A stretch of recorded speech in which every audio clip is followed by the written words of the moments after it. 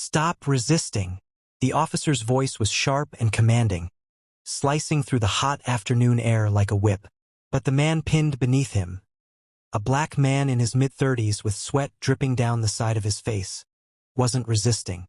His arms were already locked behind him, steel cuffs biting into his wrists so tightly they left angry, purple marks. 3 white officers had him trapped against the hood of a black patrol car. One was pressing his knee into the man's back. Another had a firm grip on his cuffed hands, twisting them upward in a way that sent jolts of pain up his arms. And the third, tall, broad-shouldered, with close-cropped blonde hair and eyes like shards of ice, had his forearm pressed hard against the man's throat. "Please," the man croaked, his voice breaking as he gasped for air. "I'm not resisting." But the officer's arm didn't move. In fact, he leaned in harder, his weight crushing down on the man's windpipe. The crowd was growing now. People who'd just been walking past had stopped in their tracks. A woman with grocery bags stood frozen, her knuckles white around the plastic handles. A teenage boy held his phone high, recording. Someone shouted, "He can't breathe." Another voice cut in, "You're killing him." The officers didn't respond. The man's eyes were wide, wild, darting around for anyone who might step in. His chest heaved, but the air wasn't coming fast enough.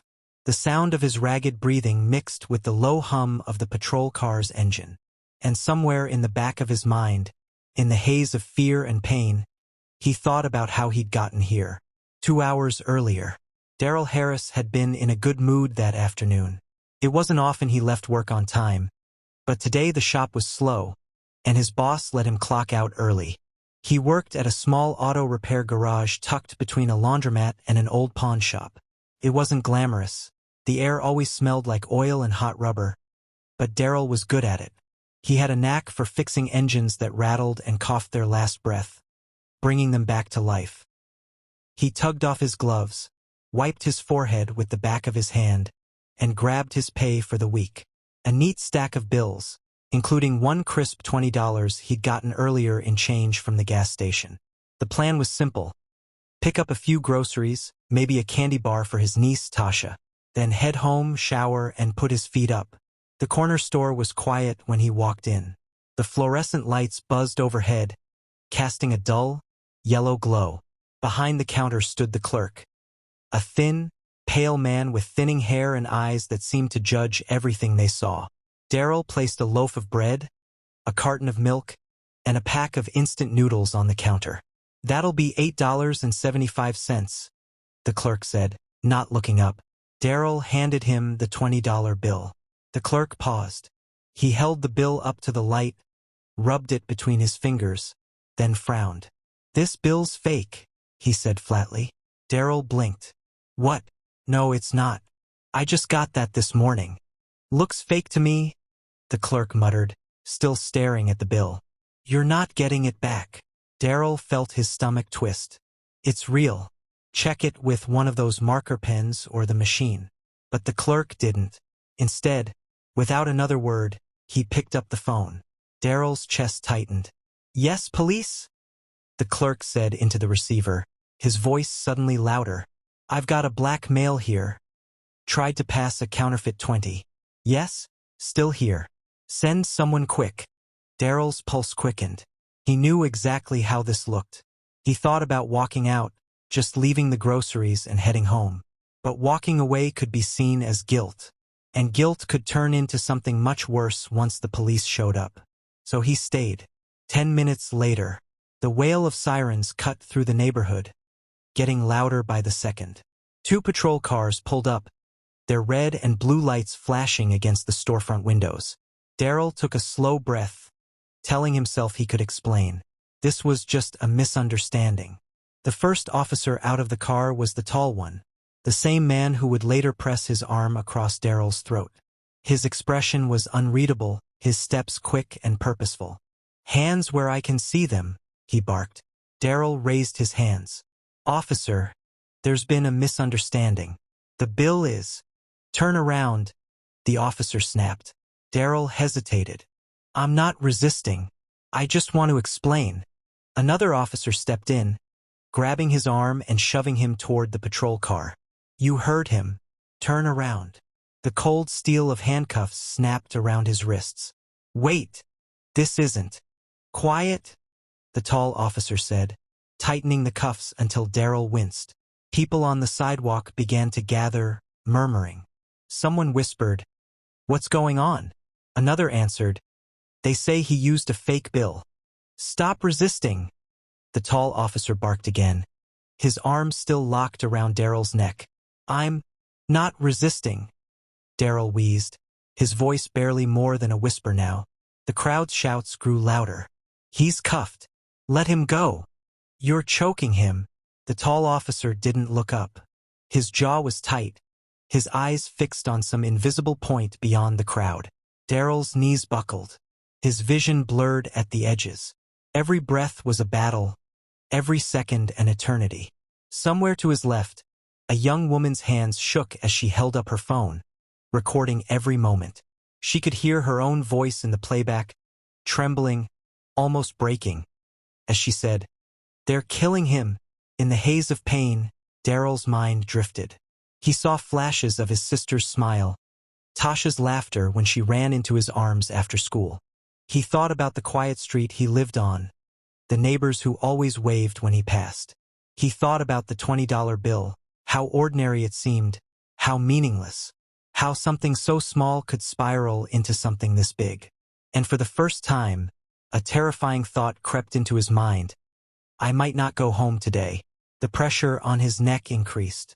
The hot metal of the patrol car burned against his cheek. His breaths came shorter, shallower.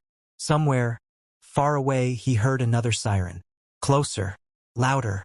The crowd's voices merged into a single roar. Some begged, some cursed, all watched. And above it all, the tall officer's voice, steady and unshaken. "Stop resisting." The world was getting quieter. Darryl could still see faces in the crowd, but their voices seemed distant, muffled, like he was underwater. The edges of his vision pulsed with black spots, and every desperate gasp scraped his throat raw. "Stop resisting," the officer repeated, his tone almost mechanical now. "I can't." Darryl's lips barely moved. The words were swallowed by the chaos around him. A man from the crowd broke forward, his voice cracking. "Let him up. He's not breathing." One of the other officers stepped toward the man, hand on his taser. "Back up now." The man stumbled back, hands raised, but the fury in his eyes didn't fade. "You're killing him," he said, his voice trembling, "and the whole world's gonna see it." Somewhere in the crowd, the phone kept recording. It caught everything. The way Darryl's head lolled forward, the strain in his bound shoulders, the officer's unmoving arm around his neck.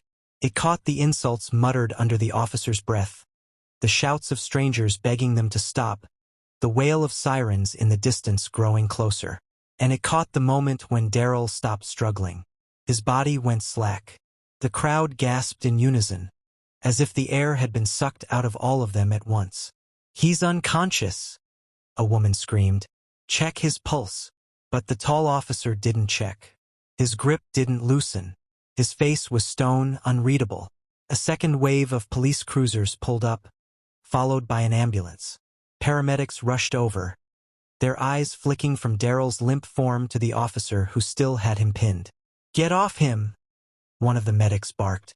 The officer hesitated for just a second before finally stepping back. Darryl's body slumped against the hood, sliding toward the pavement. The medics caught him before he hit the ground. They laid him out flat, checking for a pulse, their movements urgent. "He's got a weak one," one medic muttered. "Let's move." They lifted him onto the stretcher, oxygen mask already pressed to his face, and wheeled him toward the ambulance. The tall officer watched, arms crossed. By the time the ambulance doors slammed shut, the video had already hit the internet. The young woman who'd filmed it uploaded it without hesitation, her hands shaking as she typed.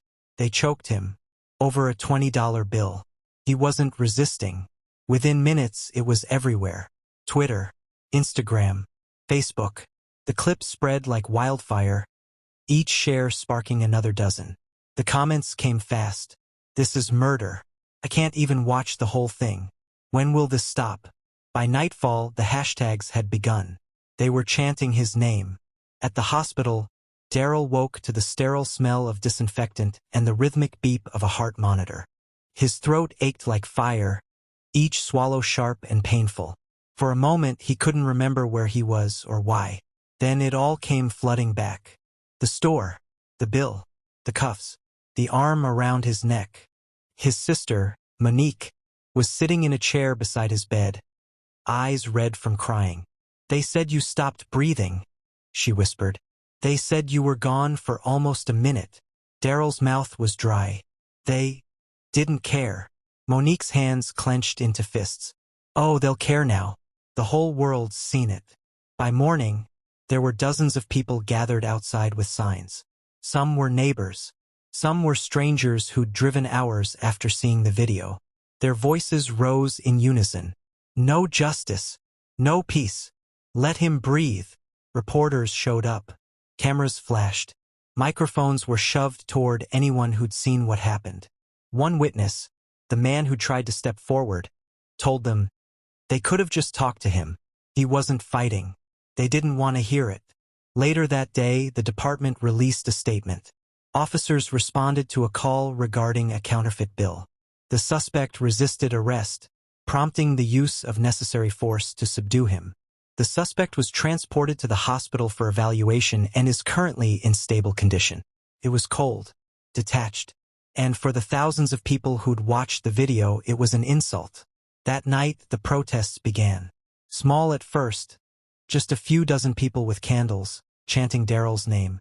But by the second day, the crowd had grown into the hundreds. Streets were blocked.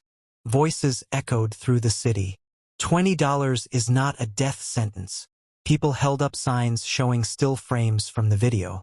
Others printed Daryl's face on t-shirts, wearing it like armor. Every news channel had the story. Anchors debated proper police procedure, while panels of experts argued over the phrase, "Stop resisting." But for Daryl, none of it erased the memory of the patrol car's hot metal against his cheek, the weight on his neck, the slow panic as the world dimmed. 3 days later, the truth about the $20 bill came out. It wasn't fake.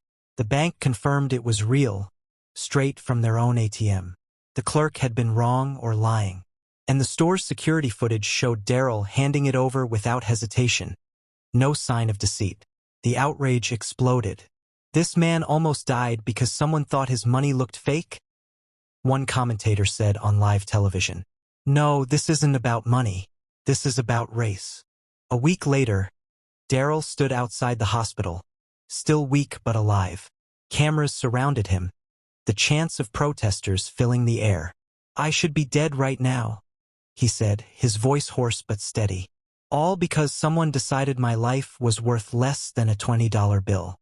All because they looked at me and saw a threat instead of a man." The crowd roared. "And I'm telling you now, I'm not the first. And if we don't change something, I won't be the last." The chants grew louder, rolling like thunder down the street. The officers were placed on administrative leave, but the protests didn't stop. The video kept playing on screens across the country, a permanent record of what had almost been another name added to a long list. For Daryl, the road ahead was uncertain. There would be investigations, court dates, and endless questions. But one thing was certain. The world had seen what happened, and no one could unsee it. The courthouse was packed. Every seat filled, every aisle crowded with people holding signs, wearing shirts with Daryl's face on them. Outside, hundreds more chanted, their voices echoing against the marble walls. Daryl sat at the front, flanked by his lawyer and his sister. His throat had healed enough to speak without pain, but the scar on his neck, faint but there, told a story without words. Across the room, the tall officer sat with his own legal team, his expression as cold as it had been that day. He didn't look at Daryl. Not once. The judge entered. The chatter quieted. Over the next week, the jury watched the video from every angle. They heard from witnesses who said Daryl hadn't resisted. They saw the bank's confirmation that the $20 bill was real. They listened to experts who testified that the chokehold used could have killed him within minutes. The defense argued procedure. They claimed the officer feared for his safety, that Daryl's body movements were aggressive. They froze frames from the video, pointing to slight shifts in his stance as evidence of resistance. But the prosecution had something stronger. The unbroken footage of a man already in cuffs, already on the ground, gasping for air. When it was his turn, Daryl stood, the courtroom silent. "I wasn't resisting," he said simply. "I was trying to breathe." His voice was steady, but his eyes betrayed the weight of what he'd lived through. "I thought about my family. I thought about never seeing them again. And I realized, in that moment, they didn't care if I lived or died. I was just another suspect to them, another black man to pin down." He looked at the jury, then at the judge. "You can call it procedure. I call it attempted murder." After 2 days of deliberation, the jury filed back in. On the charge of assault with intent to cause grievous bodily harm, the foreperson read, "We find the defendant guilty." Gasps rippled through the room. Outside, cheers erupted, chants surging like a wave. Daryl's sister gripped his hand, tears streaming down her cheeks. The tall officer didn't flinch. But it wasn't over. The sentence came a month later, 5 years in prison. For many, it wasn't enough. The crowd outside the courthouse that day held signs that read, "5 years for a life almost taken? This isn't justice, it's a start." Daryl didn't speak to the cameras. Not yet. He needed time.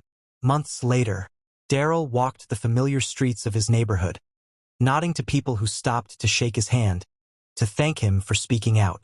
But every time he passed the corner store, his chest tightened. It had closed down. The clerk had vanished.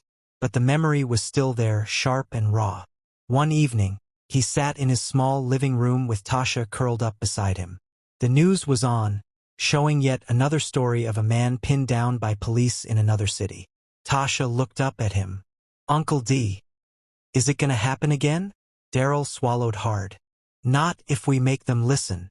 On the anniversary of that day, the city swelled with people.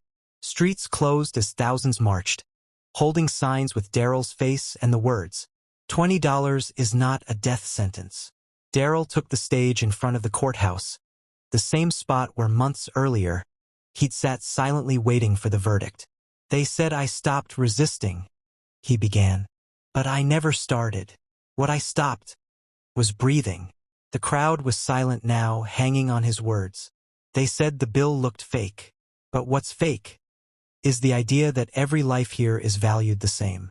And until that changes, we'll keep filling these streets. His voice cracked, just slightly. "I'm alive today because strangers refused to stay silent. Because someone pulled out a phone. Because the truth found a way out."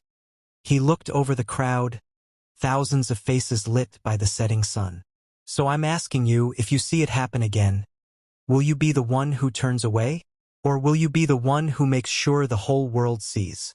The roar that followed shook the air. Daryl stepped back, letting the chants wash over him. He knew the fight wasn't over. But he also knew something else. The moment you shine a light on injustice, it can't hide in the shadows anymore. If you believe stories like Daryl's need to be told, don't just watch, be part of it. Hit subscribe so you don't miss the next one. And remember, the more we share, the harder it is for the truth to be buried.